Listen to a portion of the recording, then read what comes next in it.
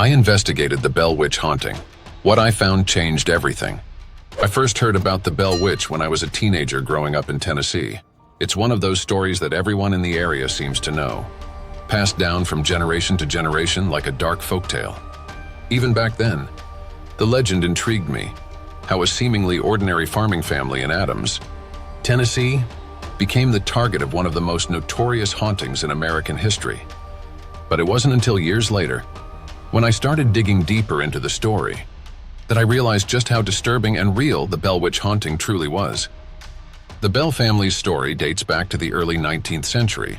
Around 1817, John Bell, the patriarch, was a farmer who had moved with his wife, Lucy, and their children from North Carolina to the quiet, rural area of Adams, Tennessee. By all accounts, they lived a peaceful, prosperous life, at least at first. But that peace was shattered when strange and inexplicable events began to unfold at their homestead. It started small. At first, the family reported hearing strange, disembodied noises around the house, faint knocking on the walls, footsteps when no one was there, the sound of chains dragging across the floor. John Bell, a practical man, tried to brush it off, assuming there was a logical explanation. But as the weeks went by, the activity grew more intense and more terrifying. The Bell family wasn't dealing with a typical haunting. This was something darker, more malevolent. And soon, the entity that would come to be known as the Bell Witch made its presence known in ways that no one could ignore. By the time the strange occurrences became impossible to ignore, it was clear to everyone in the Bell household that they were being tormented by something beyond the natural world. It wasn't just the eerie noises anymore. The unseen force, whatever it was, began to physically assault the family. It started with John Bell himself.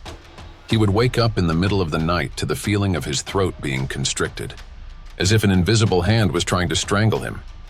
At times, he felt sharp pains in his limbs, like something was pinching or scratching him. His youngest daughter, Betsy, also became a target of the attacks. She would scream in the night, complaining of being slapped or having her hair pulled by unseen hands. Her skin would often be left red and bruised from the invisible assaults. The haunting became a nightly ordeal, with the family enduring relentless torment.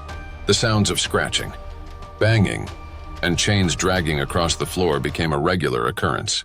Objects would move on their own, doors would slam shut without warning, and the family's livestock started behaving strangely, often found dead or injured for no apparent reason.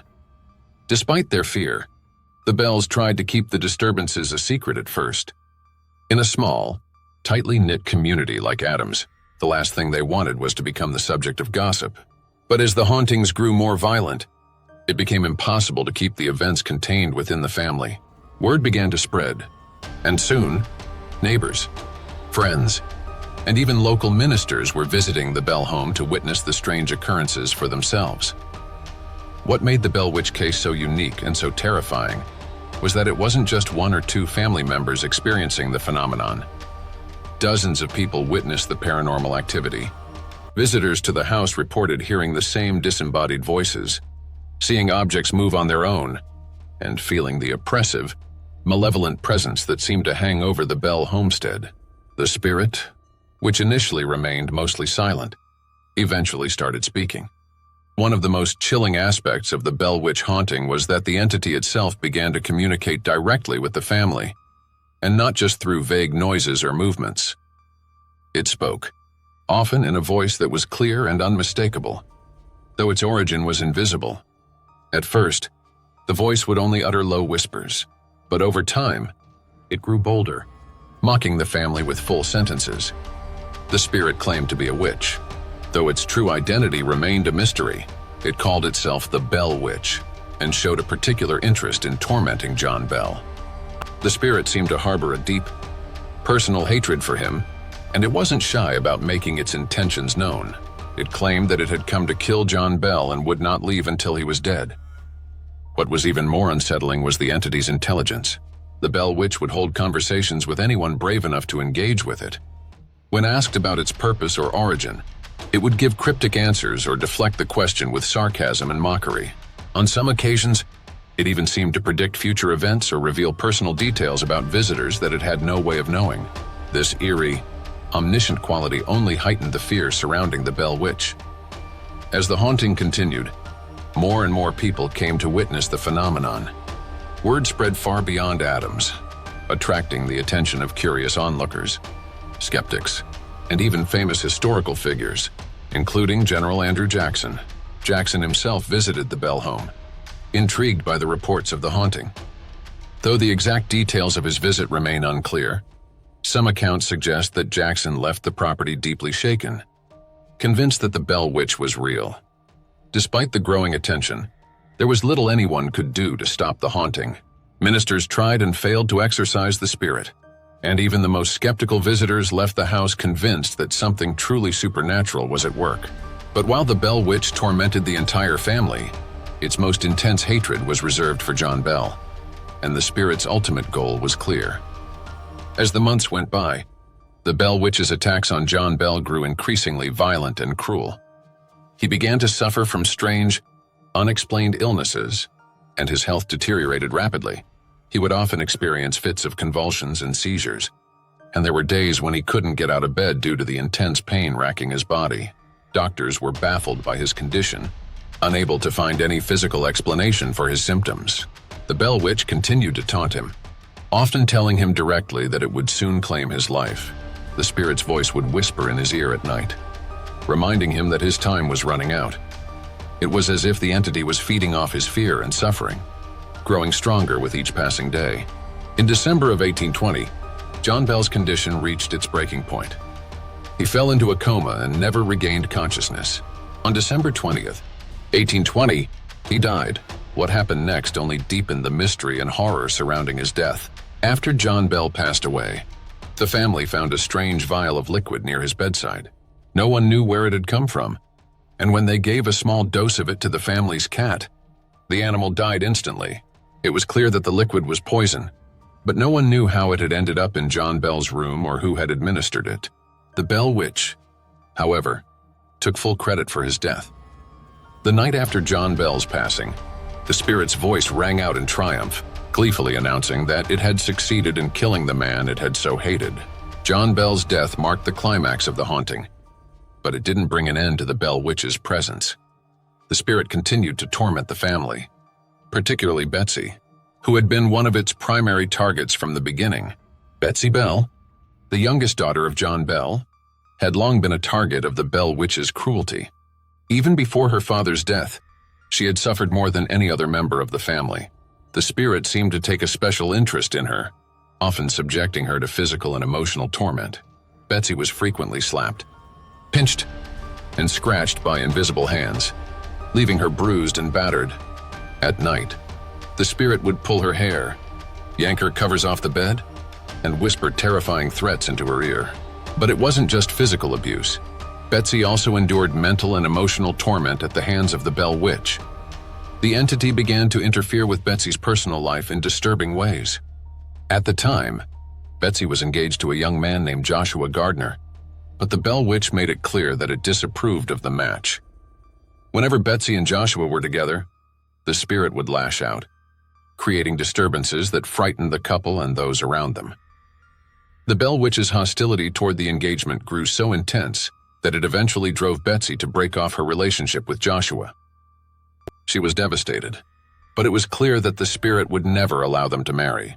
Despite the spirit's efforts to drive a wedge between her and Joshua, Betsy continued to suffer the brunt of the Bell Witch's rage.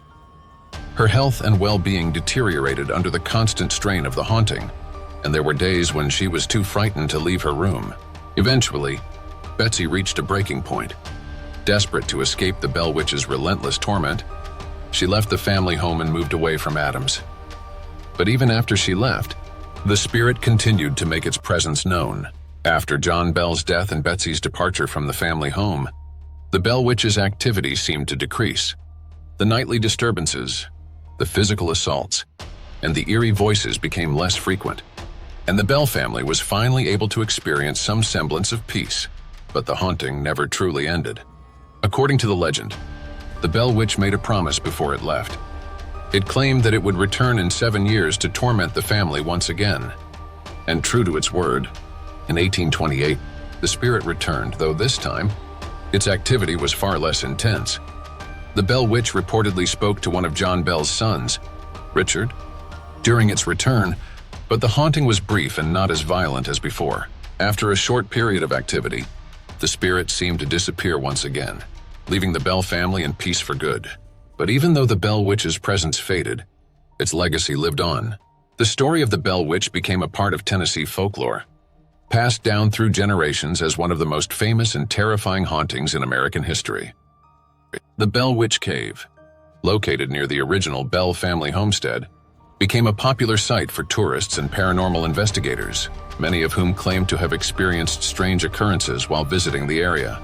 To this day, the Bell Witch story continues to captivate and terrify those who hear it.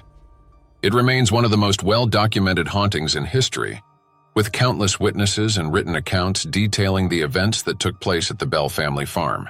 Over the years, many people have tried to explain the Bell Witch haunting. Skeptics, of course, have dismissed the story as a case of mass hysteria or an elaborate hoax. They point to the fact that many of the events were witnessed by people who were deeply religious and prone to believing in the supernatural, suggesting that the haunting was a product of fear and superstition, rather than actual paranormal activity. Others have speculated that the Bell Witch might have been a manifestation of repressed emotions or psychological trauma within the family. John Bell's mysterious illness, Betsy's torment, and the strange behavior of the other family members could have been symptoms of a collective breakdown, exacerbated by the stress of living in a rural, isolated environment. But for those who believe in the supernatural, the Bell Witch haunting remains a compelling and chilling mystery. The sheer number of witnesses, the consistency of the accounts, and the malevolent intelligence displayed by the spirit all suggest that the Bell family was dealing with something far beyond the ordinary. Some paranormal investigators believe that the Bell Witch was not a ghost in the traditional sense, but rather a poltergeist, an entity created by the collective energy of the family's fear and emotional turmoil. Others believe that the Bell Witch was a malevolent spirit or demon, drawn to the family by some unknown force. There are even those who believe that the Bell Witch may have been a human spirit, specifically that of a woman named Kate Batts, a neighbor of the Bell family who was rumored to have cursed John Bell after a land dispute. According to this theory, Kate Batts's vengeful spirit returned after her death to torment the Bell family, using the guise of the Bell Witch to exact her revenge. Whether the Bell Witch was a poltergeist, a demon, or the spirit of a wronged neighbor, one thing is certain: the Bell family's ordeal left a lasting mark on American folklore, and the mystery of the Bell Witch continues to captivate those who seek to understand the unknown. For years, I had been fascinated by the Bell Witch story. As a paranormal investigator, I had spent countless hours researching hauntings, ghost sightings, and unexplained phenomena, but the Bell Witch case always stood out to me. It was so well documented, with so many credible witnesses, that I couldn't dismiss it as mere superstition or hysteria. In 2022, I finally decided to take my investigation to the next level. I traveled to Adams, Tennessee, to visit the Bell Witch Cave and the site of the old Bell family homestead. The cave, which is said to have been a place where the Bell Witch manifested, had become a popular tourist attraction, but I wanted to experience it for myself. The area around the Bell Witch Cave was quiet, remote, and eerie. The cave itself was dark and cold, with a palpable sense of unease that seemed to hang in the air. As I walked through the cave, I couldn't shake the feeling that I was being watched. My flashlight flickered, casting long shadows on the walls, and the silence was deafening. While I didn't experience anything overtly paranormal during my visit, the oppressive atmosphere left a deep impression on me. I could understand why so many people believed that the Bell Witch still lingered in the area. The land itself felt heavy with history, and the stories of the Bell family's torment seemed to echo through the cave like a distant, haunting memory. After visiting the cave, I spent time talking to locals who had grown up hearing the Bell Witch legend.